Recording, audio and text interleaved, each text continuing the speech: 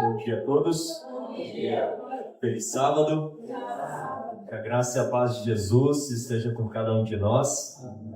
Eu confesso que eu me sinto aqui muito em casa, pelo motivo de já ter vindo aqui e muitos de vocês serem familiares a mim e pessoas também que de uma maneira regular frequentam lá o IAG, trabalham também no IAG. Então me sinto aqui muito em casa, muito confortável e louvo a Deus, a glória de Deus, pela primeira pregação, que foi uma grande bênção. Eu acredito que é uma ciência da salvação e eu confesso que eu, na minha carreira cristã, demorei para aprender isso e essa demora trouxe muitos pesares, muitas derrotas, muitos conflitos, muitas angústias. E nós temos que aprender e não apenas conhecer a teoria, mas colocar em prática. Porque aí está o poder da verdade. Quando nós assimilamos de uma maneira concreta a prática em nossa vida. E eu acredito que compreender esta dinâmica de desejos, paixões, faculdades inferiores, faculdades superiores, a escolha, a vontade, o poder da vontade, a intervenção divina, o que cada um tem que fazer, enfim, isso é muito, muito essencial. Ao ouvir a pregação, eu estava pensando no meu sermão e falei, tem coisas que eu também vou falar, porque quando tratamos do assunto da mente, existem muitos pontos que precisam ser trabalhados, precisam ser comentados e pregados. Então, existem muitos pontos que precisam ser reiterados. E o processo pedagógico da aprendizagem é a repetição. Então, tem muitos pontos que eu vou aqui repetir, logicamente não como uma propriedade, né, de uma doutora na área de psicologia, mas também trabalharei um pouco a parte bíblica, que é a minha área, né, a parte teológica. Então, que vocês possam desfrutar juntamente comigo do estudo da palavra de Deus neste momento. Então, agradeço a Deus também pelo convite, pelo pastor Valdemir, doutor, está aqui presente. Muito obrigado pelo convite. Pastor Donizete está aqui também presente. Silverino, grande amigo. E todos aqueles que compareceram, estão aqui presentes. Louvado seja Deus pela vida de vocês. Vamos novamente fazer uma oração para nos colocarmos nas mãos de Deus antes de abrirmos a palavra do Senhor.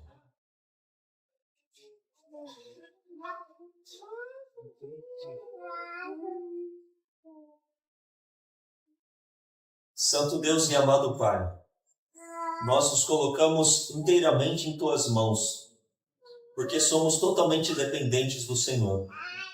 Rogamos a Ti o derramar do Teu Santo Espírito sobre nós. Ilumine a nossa mente, abra o nosso coração para compreendermos as Sagradas Escrituras inspiradas por Ti.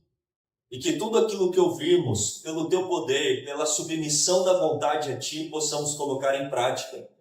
E desfrutarmos da verdadeira e real liberdade dos Teus filhos. Desfrutarmos da paz, desfrutarmos da alegria, desfrutarmos do fruto do Espírito Santo. Transforma o nosso coração, nos dê a vitória, Senhor. Liberta-nos das trevas, das garras do inimigo e ajuda-nos a servirmos a Ti de coração, de mente, de alma, com todas as nossas forças, com tudo aquilo que o Senhor nos tem dado, que volte a Ti para a honra e glória do Teu nome. Abençoe estes queridos irmãos. Obrigado pela chuva que cai, que também represente o derramar do Teu Santo Espírito sobre nós. Amém. Dá-nos a Tua paz e companhia, Senhor, em nome de Jesus. Amém. Amém.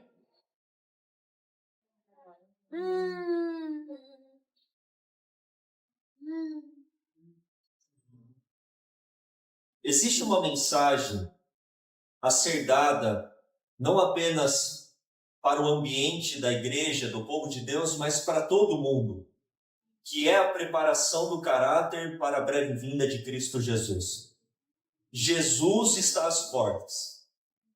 Se nós analisarmos as ações das nações no âmbito político, no âmbito também moral, no âmbito religioso, podemos atestar sem sombra de dúvidas que Jesus está muito perto de voltar. Amém.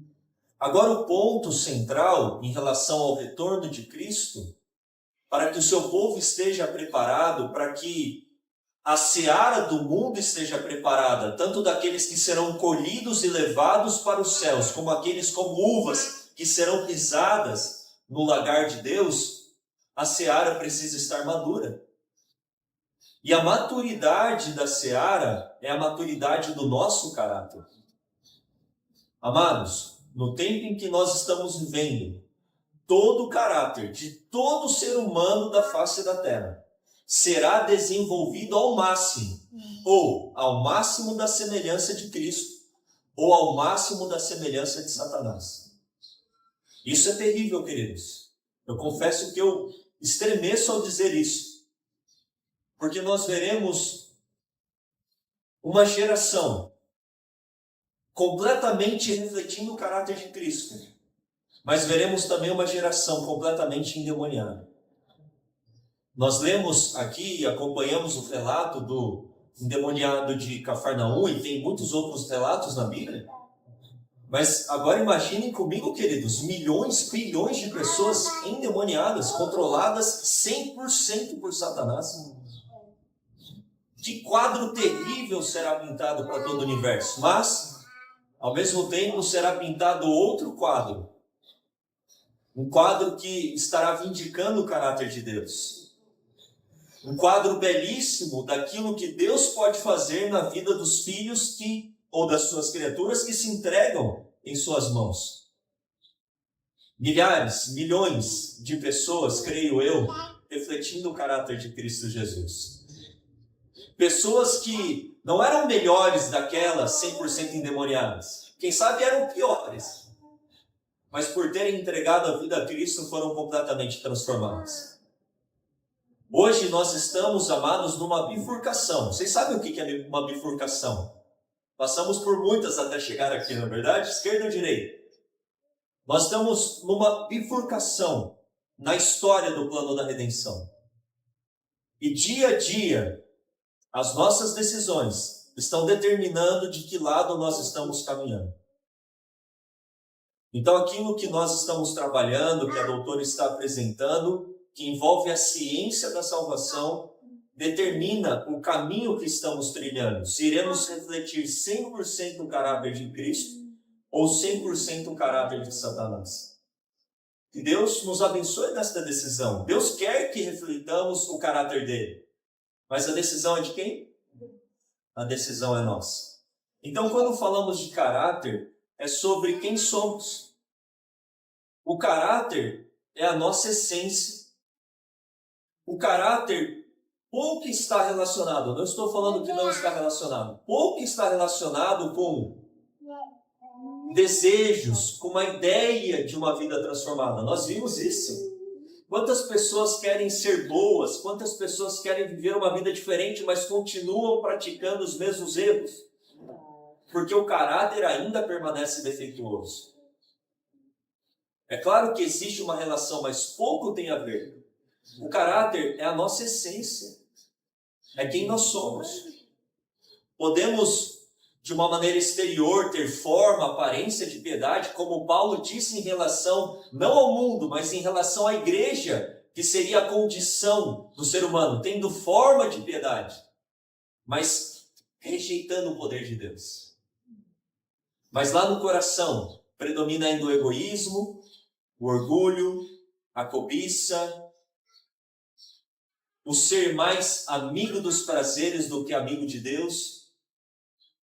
Então eu posso ter forma e aparência de piedade, mas aquilo que eu sou internamente, a minha essência, isto constitui o caráter. E como que é formado o caráter? Eu quero ler aqui Mente, Caráter e Personalidade, volume 2, página 552, diz assim. Prestem bem atenção. Não é por um ato isolado que é formado o caráter. Uau, não é por uma atitude isolada que é formado o caráter, não. Mas pela repetição de atos é que se estabelecem hábitos e se confirma o caráter. Então não é uma atitude isolada.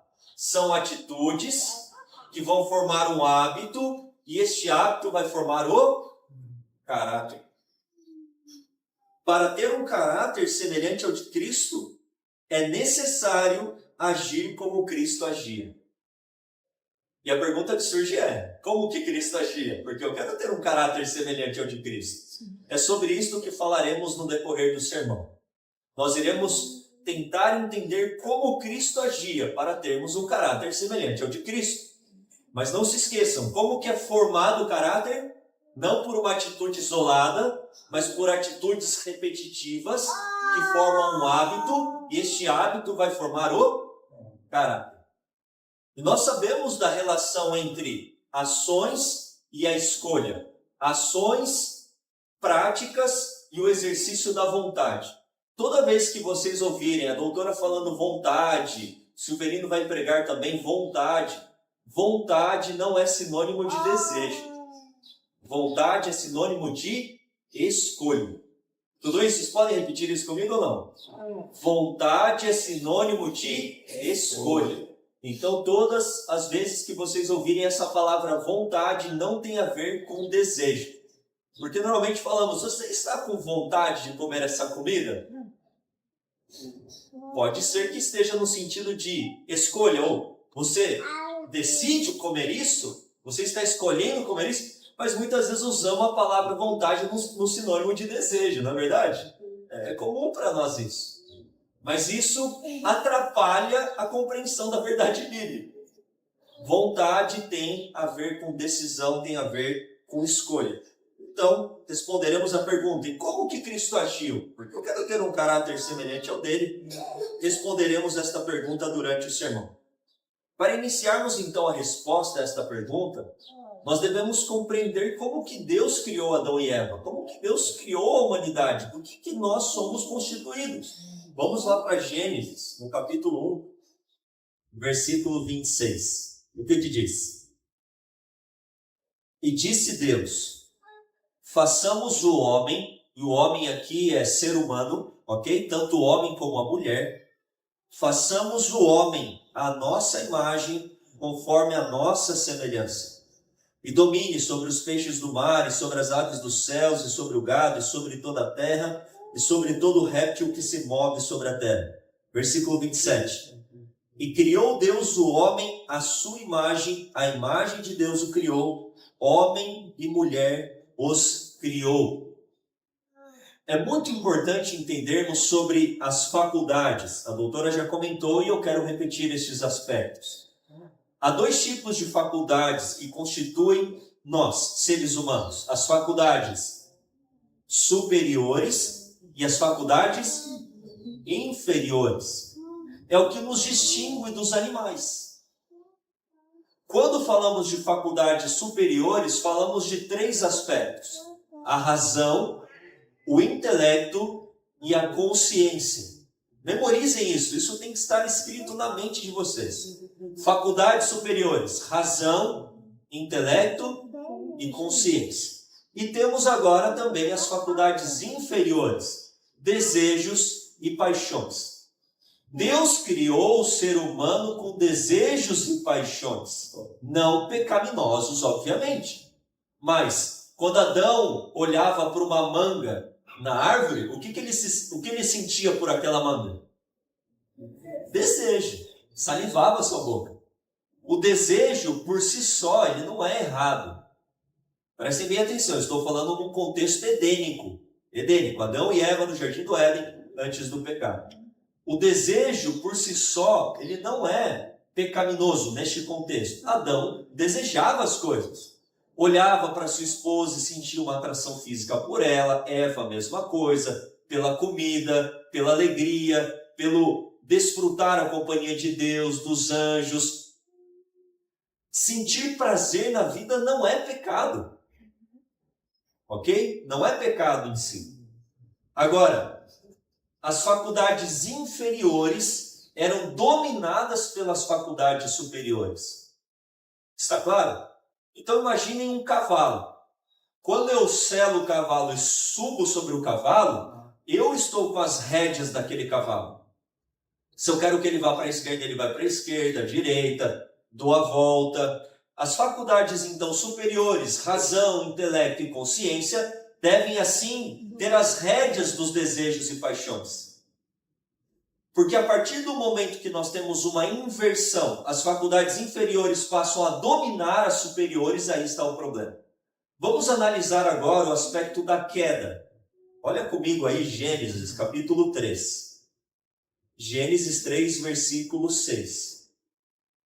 Aqui eu não quero me deter em todos os pontos da tentação, mas eu quero me deter no versículo 6, que ele é muito precioso neste contexto do sermão.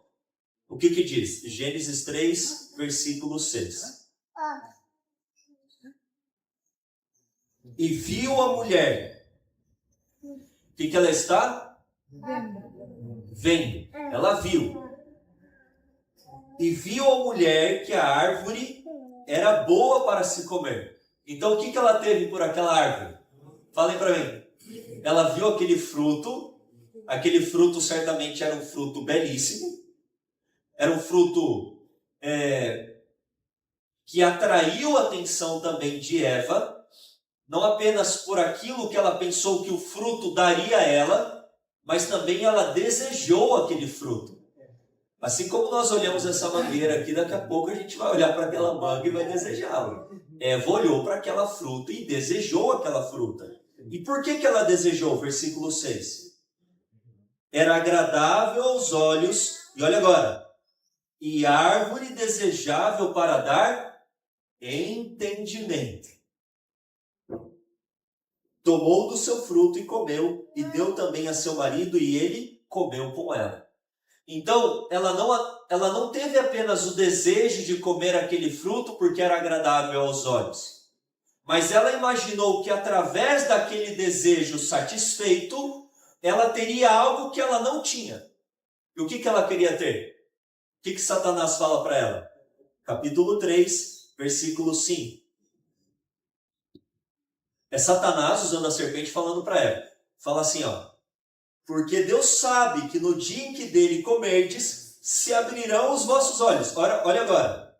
E sereis como Deus, sabendo o bem e o mal. Então ela olha, deseja, e não apenas quer comer porque é bonito o fruto, mas porque através do fruto ela teria acesso a algo que ela, na cabeça dela, pela enganação, ela não tinha.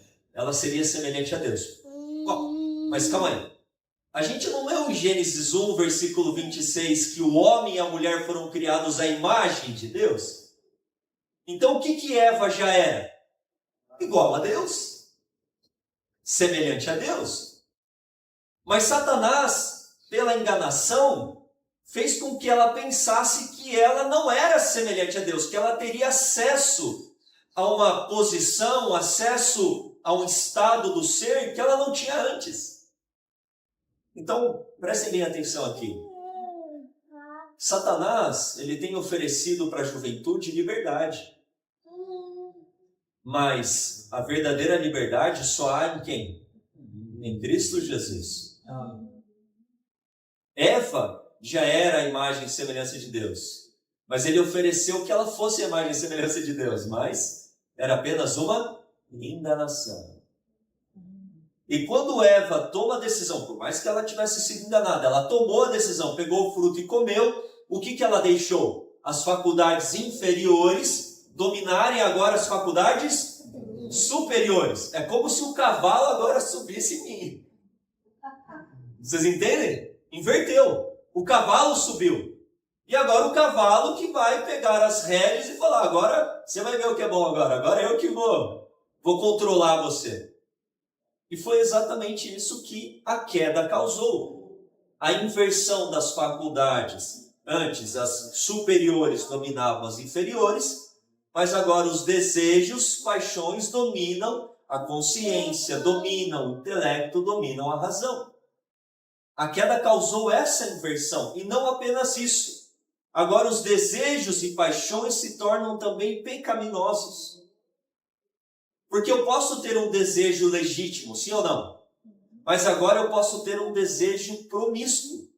Vou dar aqui uma ilustração no âmbito da comida e também sexual. Eu posso olhar para minha esposa e ter um desejo que Deus colocou no meu coração. Mas eu posso ter agora esse desejo o quê? Deturpado, promíscuo. Até no âmbito matrimonial. Eu posso olhar para uma comida, e eu não estou falando em si qual tipo de comida, mas ter um desejo por aquela comida, mas agora eu posso desejar a glutonaria. Vocês estão entendendo? O comer demasiadamente. É um desejo descontrolado, é um desejo deturpado, é um desejo agora pecaminoso. É aquilo, quando vamos ler no Espírito de Profecia, Ellen White fala de propensão pecaminosa. Na minha vida, a doutora Célia falou que seu marido já fumou, bebeu. Eu já tive essas experiências na minha vida. Quando você é tentado a satisfazer o desejo, a resistência inicial àquilo é diferente da resistência que você vai ter depois de já ter feito.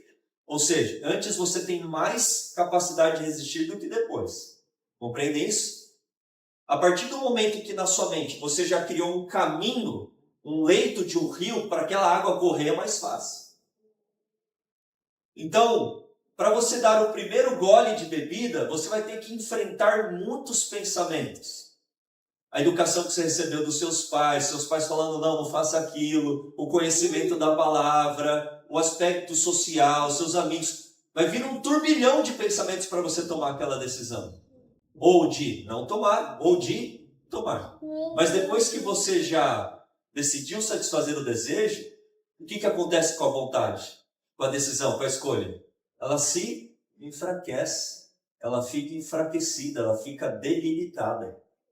E para você daí agora resistir a uma segunda vez vai ser mais difícil. Para uma terceira, vai ser mais difícil ainda. Uma quarta, quando você vê, você já está completamente mergulhado no lamaçal. E para sair daquele lamaçal, é uma luta tremenda. Que somente a intervenção divina, somente um agir poderoso de Deus pode te tirar daquele buraco. Eu quero ler outros textos com vocês para nós compreendermos o processo da tentação, porque é muito importante. Então vamos apenas recapitular? Deus criou Adão e Eva, nós, seres humanos, com faculdades superiores e inferiores. As faculdades superiores dominavam as inferiores. Mas o que causou na queda? Uma inversão. Por isso que a palavra de Deus fala, escravidão do pecado. Os desejos e paixões, e agora nós temos desejos e paixões pecaminosos também, passam a dominar as faculdades superiores. O cavalo inverteu, é o que eu falei. E nós temos não apenas as tentações externas, mas nós temos o que agora? As tentações que vêm da natureza pecaminosa. Não apenas Satanás pode te colocar num enredo, te tentar, mas ele vai fazer uso da natureza pecaminosa. Esses desejos e paixões pecaminosos que fluem do nosso coração. Olha só o que Deus ele fala para Caim, capítulo 4, versículo 6. Desculpa, versículo 7. Gênesis 4, verso 7.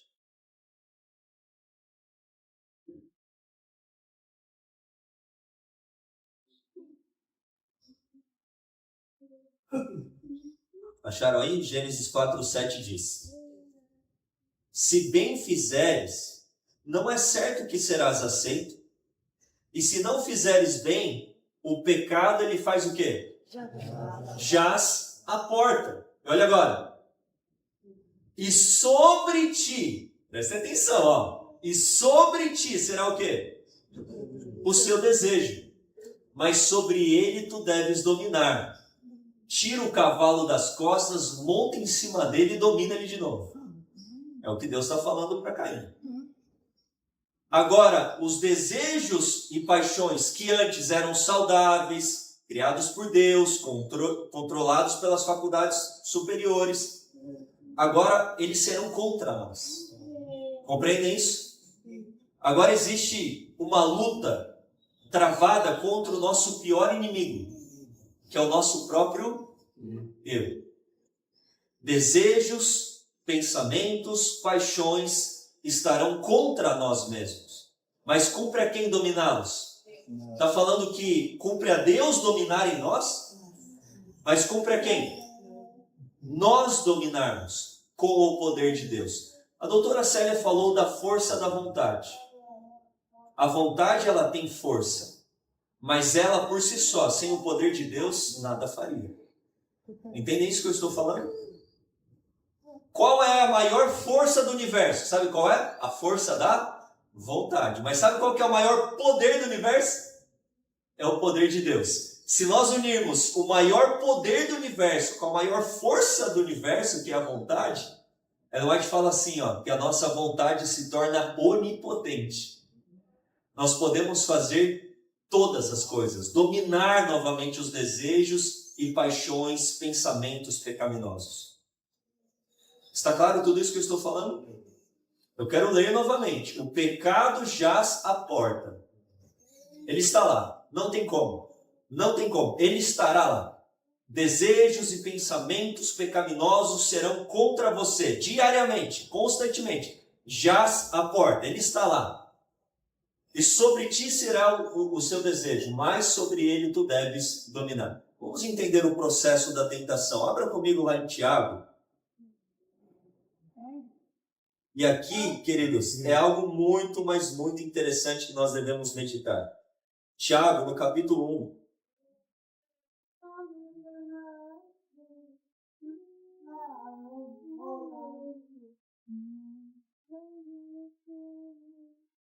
Versículo 13 em diante.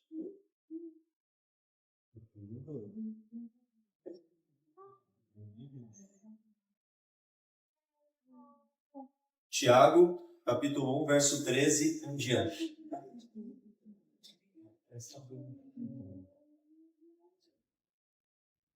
Acharam? Nem. Vamos ler. Ninguém, sendo tentado, diga, de Deus sou tentado. Porque Deus não pode ser tentado pelo mal, e a ninguém tenta. Não, quem faz isso é o diabo. Versículo 14. Mas olha só que interessante o verso 14. Mas cada um é tentado quando atraído e engodado pela sua própria concupiscência. A palavra aqui, concupiscência, é a palavra epitomia, ou é a palavra relacionada aos desejos e paixões.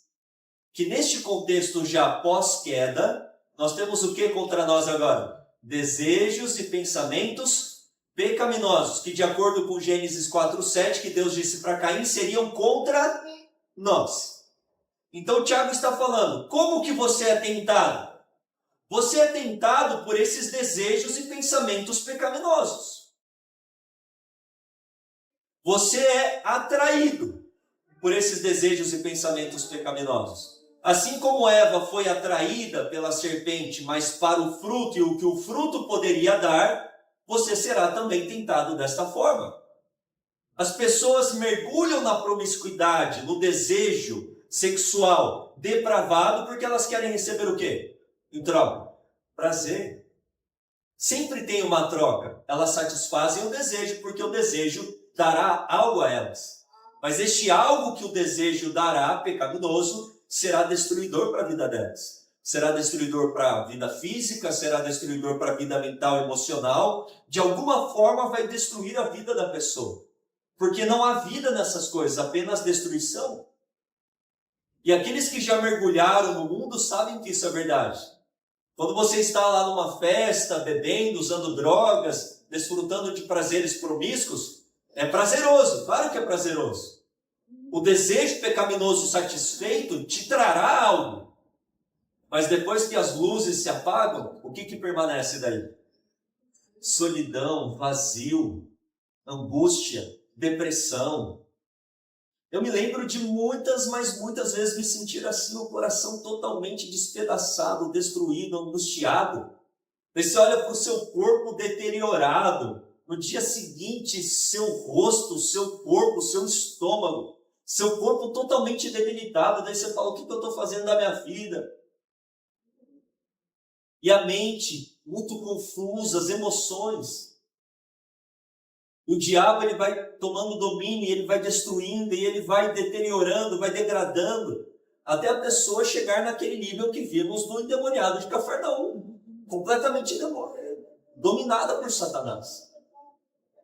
Mas vamos ver aqui, versículo 14 então. Mas cada um é tentado quando atraído e engodado pela sua própria concupiscência, por seus próprios desejos e pensamentos pecaminosos. Versículo 15. Depois, olha agora.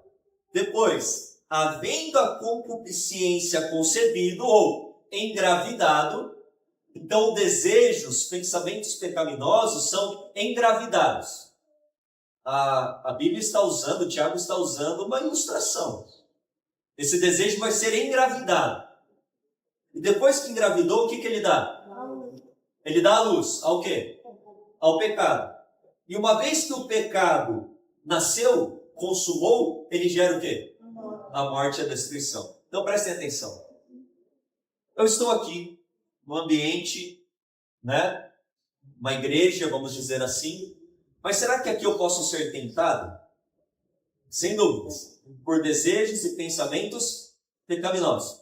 Eu tenho controle sobre... Prestem bem atenção na pergunta. Eu tenho controle sobre vir ou não vir esses pensamentos e desejos pecaminosos à minha mente? Eu tenho controle? Não tenho controle. Prestem bem atenção na pergunta. Eu tenho controle desses pensamentos e desejos pecaminosos virem à minha mente? Não. Deus disse para Caim: os seus desejos serão contra você. Bom, não tem como eu decidir e falar assim: nunca mais na minha vida eu quero desejos e pensamentos pecaminosos. Eles virão. Você não tem controle sobre isso. Está claro isso ou não? Vou dar então uma ilustração em cima do texto de Tiago. Eu estou andando na rua, daí eu vejo uma mulher muito atraente. O nome dela é Epitomia. É o nome dela, dessa mulher. Ou, o sobrenome dela pode ser também concupiscência. O nome dela é Epitomia com concupiscência. Nome terrível, né? Mas é o nome da mulher. Então eu olho para aquela mulher. Não tem como eu não ter um encontro com essa mulher. Está claro isso? É inevitável isso para mim. Eu não tenho controle. Eu serei levado a olhar para ela. Está claro isso? Mas, Tiago fala, uma vez que esta mulher é engravidada... Calma aí. Eu encontrei essa mulher na rua e engravidei ela? Não. Eu olhei para ela. E agora vem aquilo que está em nossas mãos. O continuar olhando, o flertar com esta mulher, o se aproximar dela. Olha, eu te achei muito bonita. Qual que é o seu telefone? Daí você vai aqui com os pensamentos pecaminosos, né? Você vai alimentando os pensamentos e desejos pecaminosos. Pede o telefone dele, se aproxima dele, depois você manda uma mensagem, daí você se encontra e você vai tomando decisões, escolhas, é o exercício da vontade, até o momento que você faz o quê? Se une àquela mulher, engravida ela, e qual que é o nome do filho? Pecado. Então eu quero repetir isso porque é muito importante, jovens, adolescentes, todos os irmãos presentes aqui, a entender a dinâmica da tentação. Primeiro ponto que é muito óbvio: tentação não é pecado. Está claro isso? Tentação não é pecado.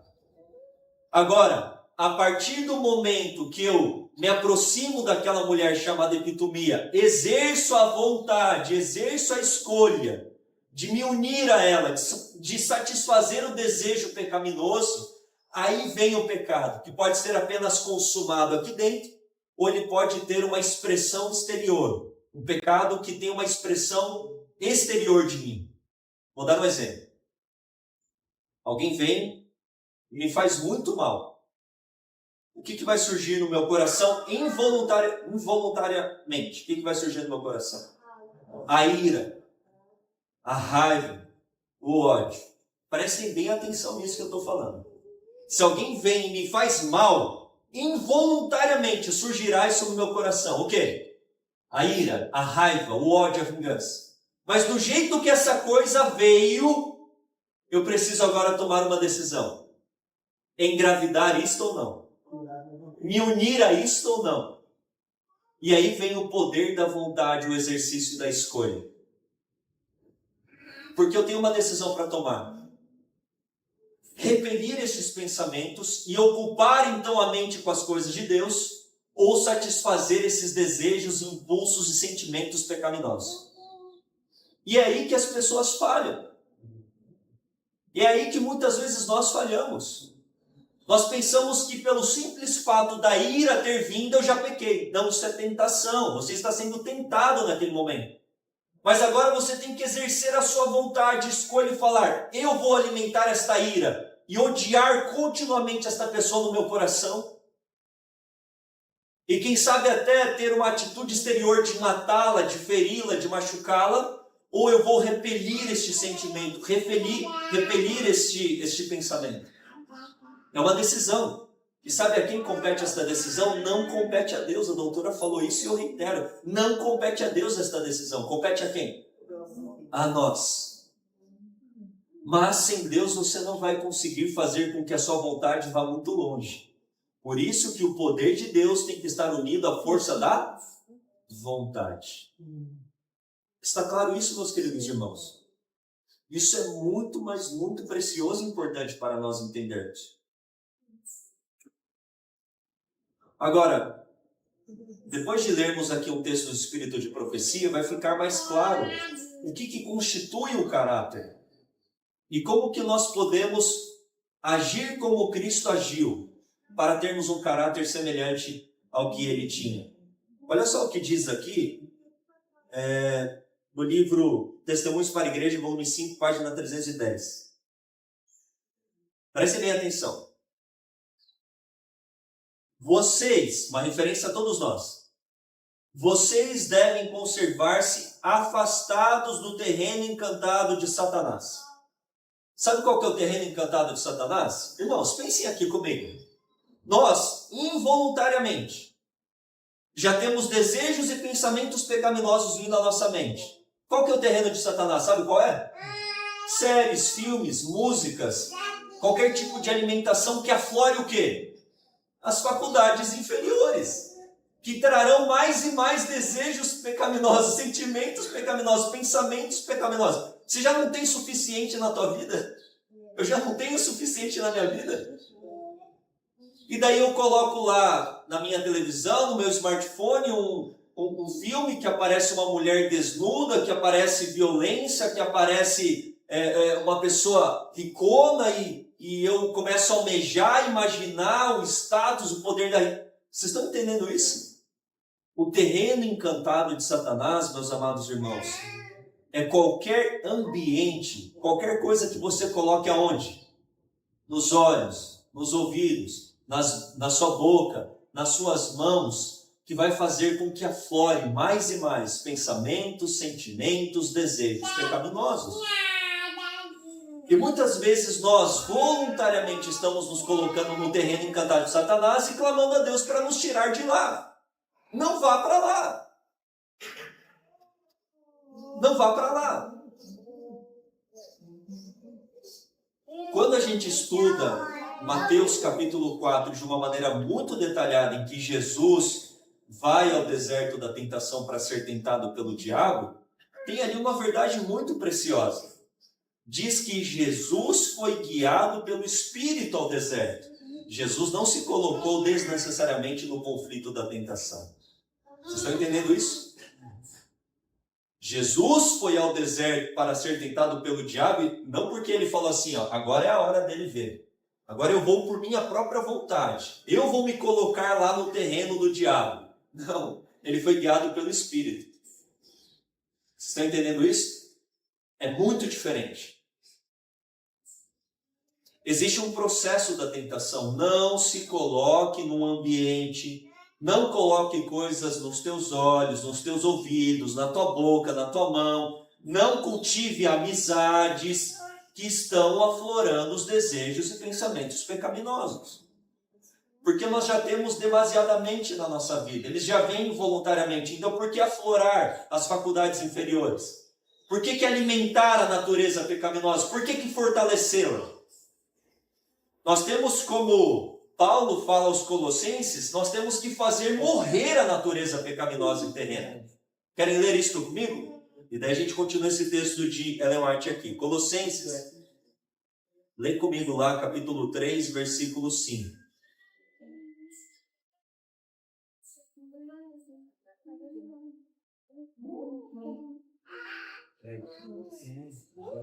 Colossenses, capítulo 3, verso 5. Olha lá, vamos ler aqui no telão junto. Ó. Olha só essa tradução, gostei dela, nunca tinha lido.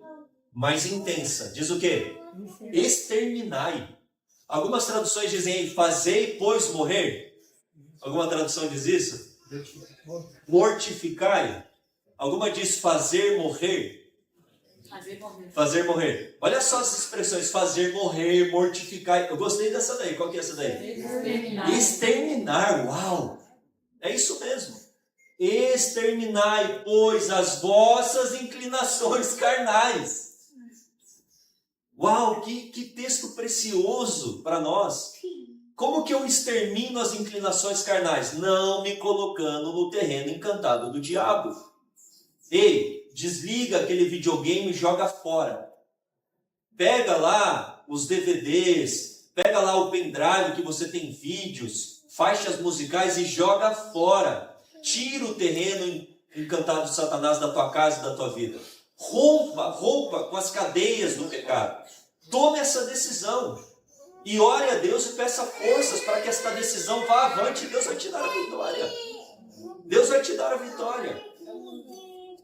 Mas muitas vezes a nossa vontade está debilitada porque nós estamos alimentando demasiadamente as faculdades inferiores. Por isso que nós falamos também de regime alimentar. Amados, quando a gente fala de não comer isso, não comer aquilo, não é para que nós apenas desfrutemos de saúde, de uma vida prolongada. Não é apenas com este propósito. É para que nós tenhamos êxito na carreira cristã e sejamos instrumentos nas mãos de Deus para a pregação do Evangelho. Por que eu quero ter saúde? Porque eu quero pregar o Evangelho. Por que eu quero ter uma mente dominada pelo Espírito Santo? Porque eu quero ser usado poderosamente pelo Espírito Santo. Causa para o efeito. Pensem sempre assim, Ellen White fala, pensem sempre da causa para o efeito. Causa e efeito. Por que eu estou fazendo isso? Para aquilo. Por que eu vivo a reforma de saúde? Porque eu não quero aflorar as inclinações carnais. Que são os alimentos estimulantes. Estimulantes do quê? Estimula o quê? A carne. É o guaraná, é o café, a carne, dentre outros tipos de alimentos que afloram as paixões carnais. Não é sobre regime alimentar, mas vocês estão vendo a relação que há entre tudo isso? A relação entre todas essas coisas? O açúcar, sabe o que o açúcar causa? Irritabilidade, ansiedade, que vai gerar desejos, pensamentos, paixões. Por isso, quanto mais natural, mais simples for a nossa alimentação, o que a carne vai ficar? Mais o quê? Sossegadinha, né? Mas não estou falando que a luta acabou, não. A luta é tremenda ainda. Mas ela vai ficar o quê, ó? Mais subjugada, menos agitada. E é esse tipo de agitação que nos prejudica no dia a dia a submetermos as faculdades inferiores no controle e domínio das faculdades superiores. Pensem nisso, é muito importante. Então o texto de Paulo fala, mortificai, pois, os vossos membros que estão sobre a terra. E daí continua o texto, a fornicação, a impureza, a afeição desordenada, a vil concupiscência e a avareza, que é a idolatria, pelas quais coisas vem a ira de Deus sobre os filhos da desobediência, nas quais também em outro tempo andastes quando vivis nelas. Mas agora despojai-vos. É igual uma roupa aqui, ó. Tira essa roupa, remova isso da tua vida. Remova tudo isso, a ira, a cólera, a malícia, a maledicência, as palavras torpes. Eu tenho falado lá em casa, e é uma coisa que eu falo para mim, para minha esposa e para os meus filhos. A gente tem que falar menos. A gente tem que controlar um pouco mais os pensamentos e as palavras que saem da nossa boca. A gente fala demais, não é? A gente fala muito. Eu nunca esqueci uma frase que uma vez eu ouvi, né? A gente demora 3 anos para aprender a falar e mais de 60 para aprender a ficar quieto, né?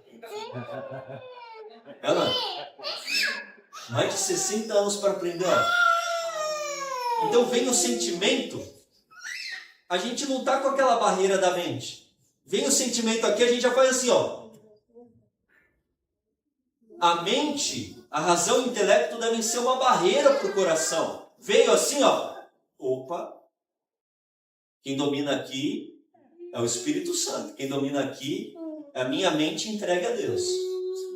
Ó, sufoca a ira, sufoca a raiva, sufoca a indignação. Engole, do jeito que veio aqui o caroção, até, sabe assim, ó, veio aquele caroço, engole de novo. E fica em silêncio. E a gente vai ver aqui um conselho de Ellen White a respeito disso. Do jeito que veio. Barreira, tem que ter uma barreira entre o coração e a boca, que é o quê? A mente, a razão, o intelecto, as faculdades superiores. Acalma o coração. Não sai falando não, a gente fala muito. Se eu não me engano, Salomão fala, Deus está nos céus e vocês aqui na terra, então falem pouco, fala que as suas palavras sejam poucas. Deus está lá em cima, você está aqui embaixo, fala pouquinho, fala menos. Você vai errar menos falando menos. Quanto mais você fala, mais você erra. É um desafio para nós. O texto de Ellen White continua dizendo assim, ó. Então, o que é o terreno encantado de Satanás? É tudo aquilo que vai aflorar o que de nós?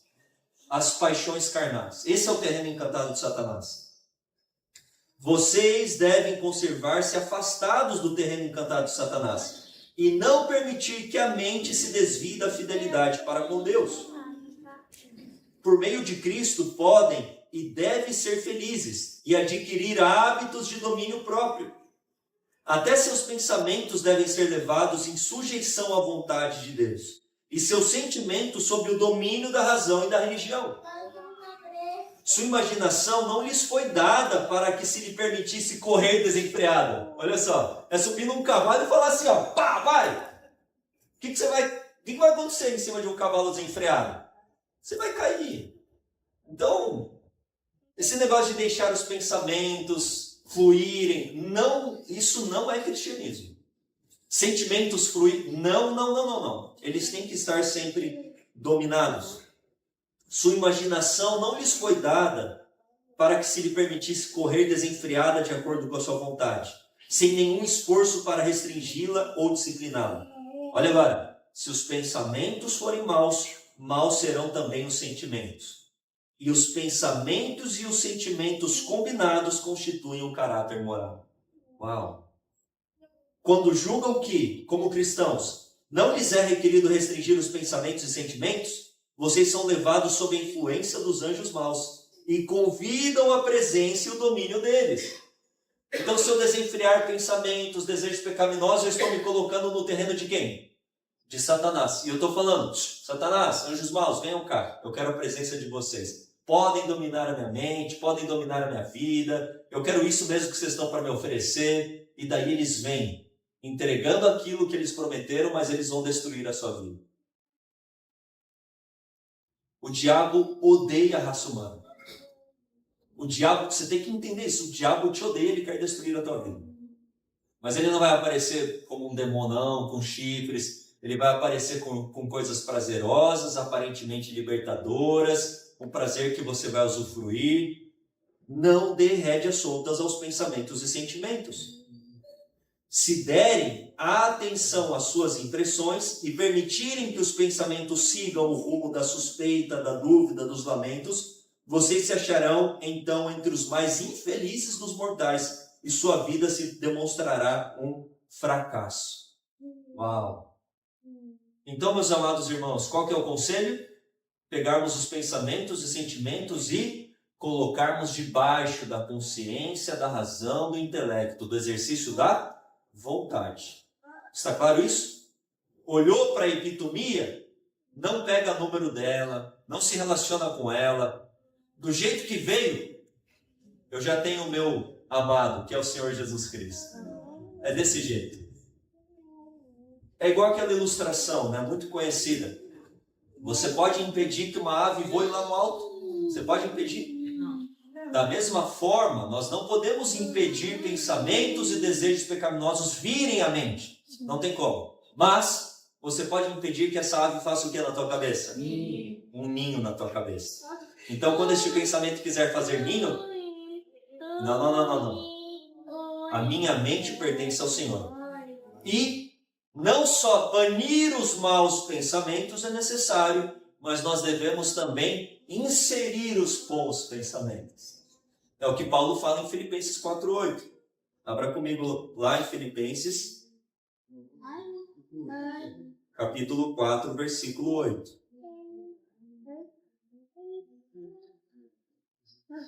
E a gente vai partir aqui para o final. Filipenses capítulo 4, versículo 8.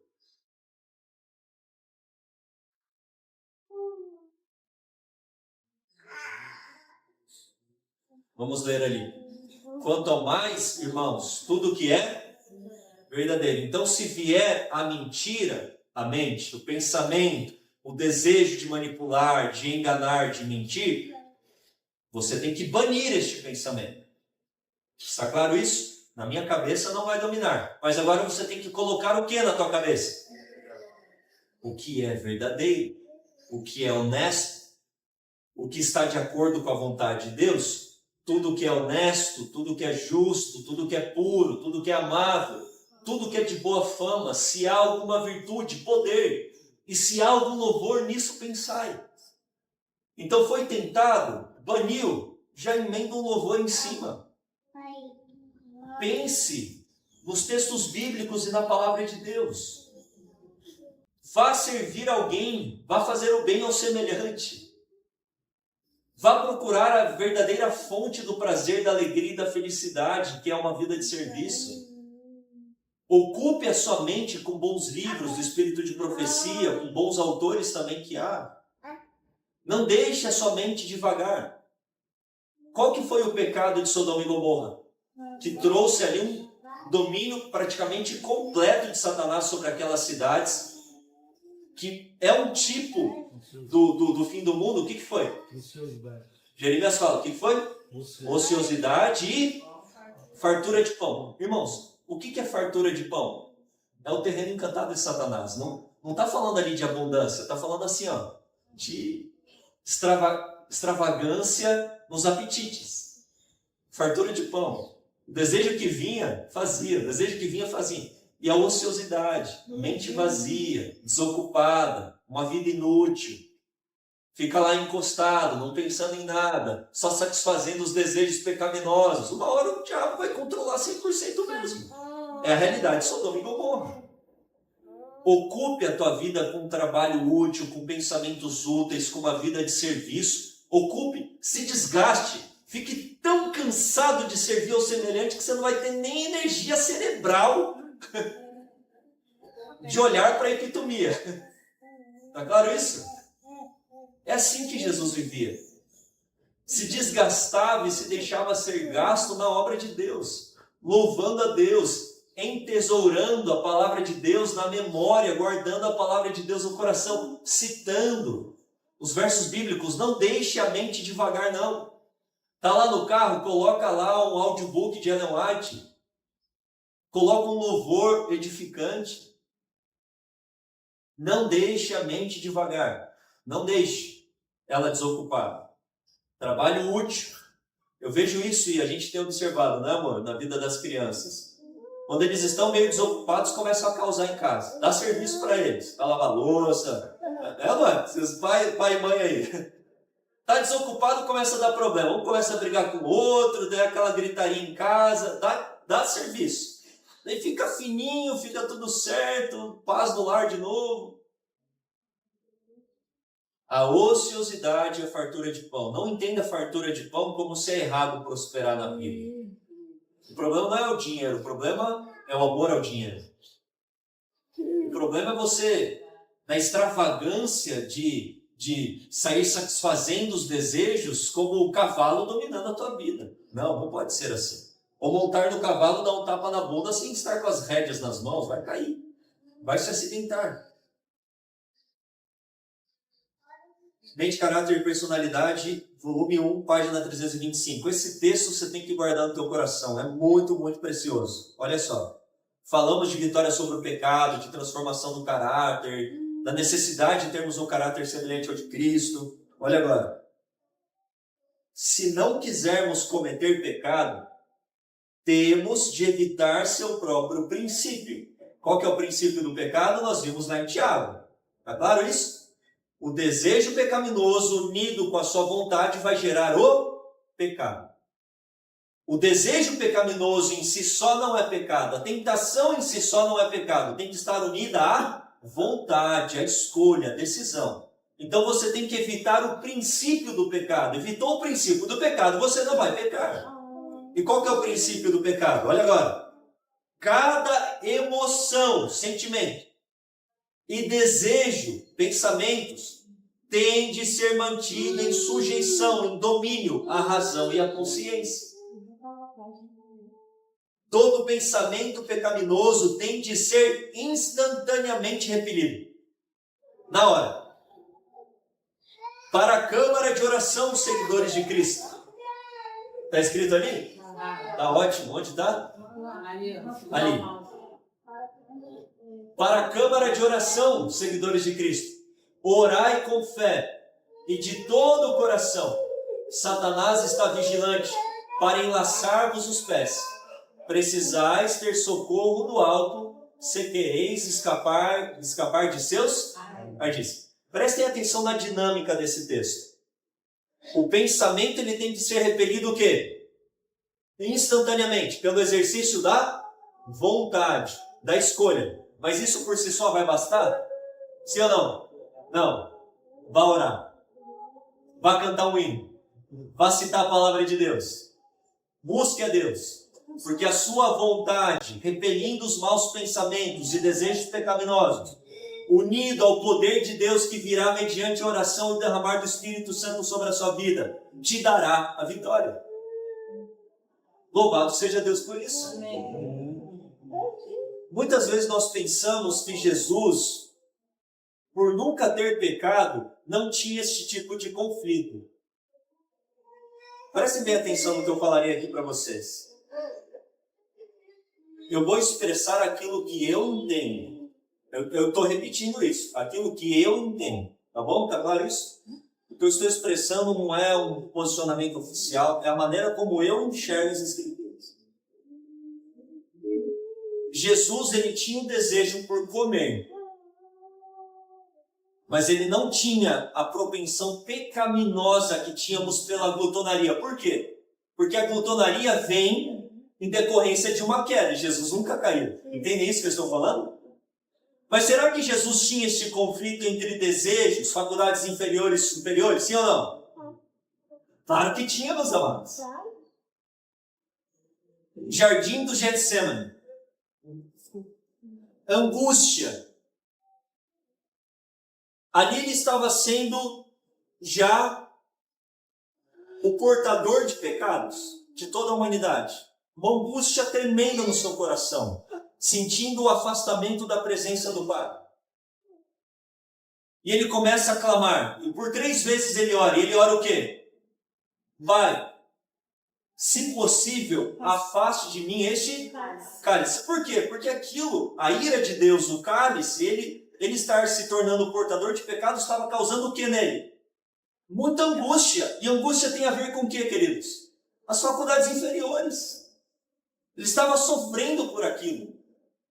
Ele estava sofrendo na sua carne, no corpo, na mente, os pensamentos, os sentimentos angustiados. E ele falou, Pai, se possível, afaste de mim. Mas o que daí ele fala? Contudo, que morra essa natureza. Uau! Jesus é o nosso Senhor e Salvador. Louvado seja Deus. Que morra essa natureza, que seja feita a tua vontade, não a minha vontade. Olha só as faculdades superiores dominando as faculdades inferiores. Ou seja, o que Cristo conquistou para nós? Sabe o que ele conquistou no deserto da tentação no Getsemane? A reinversão. Ou a inversão. Porque faculdades superiores dominavam as inferiores, a queda causou essa inversão, faculdades inferiores dominam as superiores. O que Cristo conquistou para nós? Agora as faculdades superiores dominam novamente as inferiores. Em Cristo é possível. Amém. Pelo poder de Cristo, assim como Cristo agia. No deserto da tentação é a mesma coisa. Jesus sentiu na carne, queridos, uma fome muito mais forte do que a morte. E quando veio a tentação de ele transformar as pedras em pães, aquilo seria a dúvida, aquilo seria agir contra a vontade de Deus. Ele estaria fazendo o que se ele transformasse as pedras em pães? Fazendo com que as faculdades inferiores dominassem sobre as superiores. Não só de pão viverá o homem, mas de toda a palavra que procede da boca de Deus. Quando a gente lê ali a palavra apetite, não é só de comida, é qualquer tipo de desejo pecaminoso, Cristo ali venceu. E pode te dar a vitória. Quando Cristo venceu a primeira tentação, ele falou assim, então você pode vencer masturbação, você pode vencer desejos promíscuos, a glutonaria, você pode vencer qualquer tipo de desejo carnal desenfreado, você pode vencer. Mediante duas coisas. Reitero, submissão da vontade a Deus, mediante o poder de Deus. Estas duas coisas precisam ser combinadas, assim como estava combinado na vida de Cristo. Cristo fala, João capítulo 5, eu não vim fazer a minha vontade, mas a vontade do meu Pai que está nos céus. Em Jesus se combinavam ali ambas as naturezas, a divina e a humana. E assim tem que ser conosco, submissão da vontade, a palavra de Deus, a vontade de Deus, e nós sermos cheios do Espírito Santo.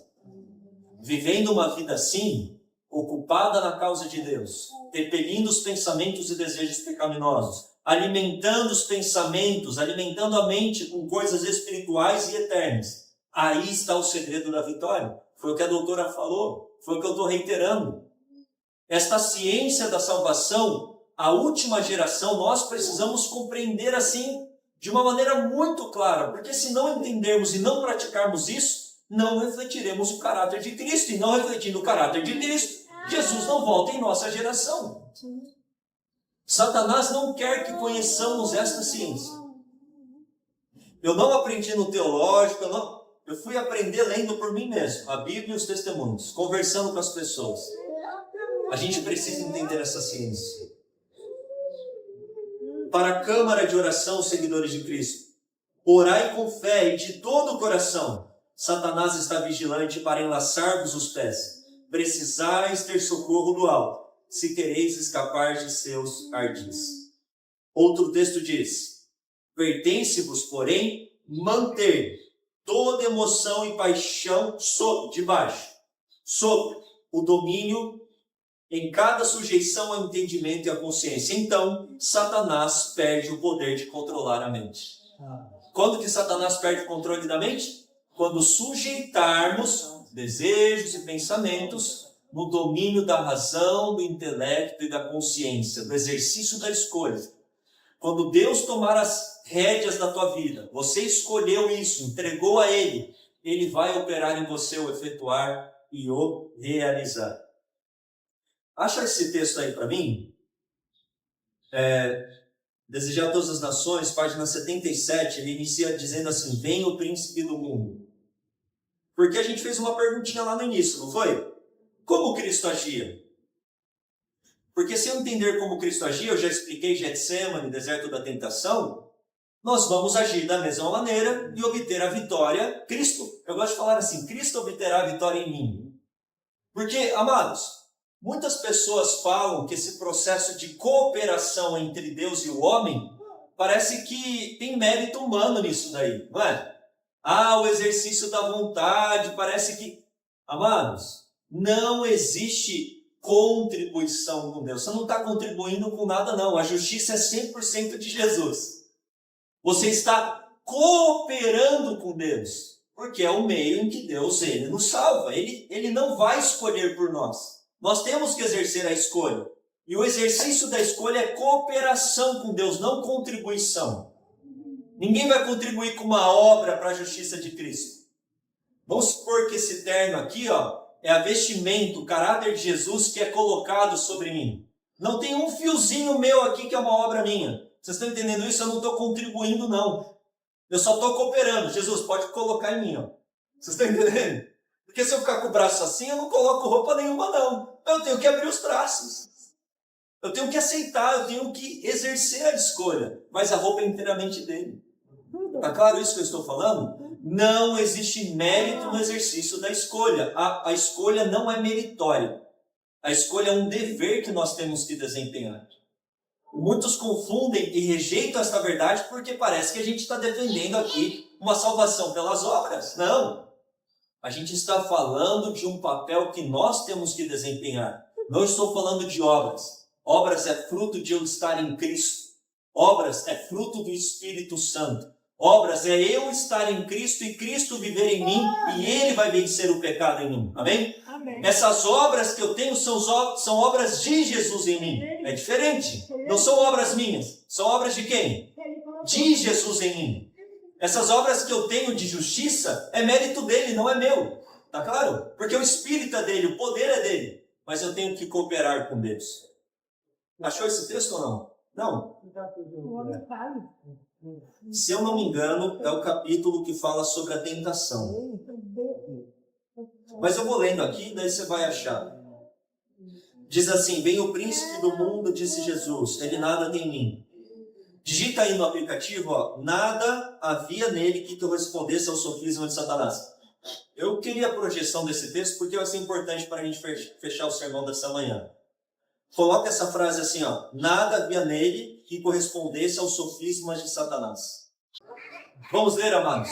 Tem um passador aí, alguma coisa para cantar ou não? Não? Acompanha comigo aí com o cursor. Vamos ler juntos, amados? Olha só. Se aproxima o príncipe deste mundo. Quem que é o príncipe deste mundo no contexto ali? Satanás. Disse Jesus, e nada tem em mim. Ou seja, Jesus nunca pecou, Jesus nunca satisfez os desejos pecaminosos. Sempre manteve os desejos sob o controle das faculdades superiores. Ele não tem nada em mim. Nada havia nele que correspondesse aos enganos de Satanás. Agora, ele, Jesus, não consentia com o pecado.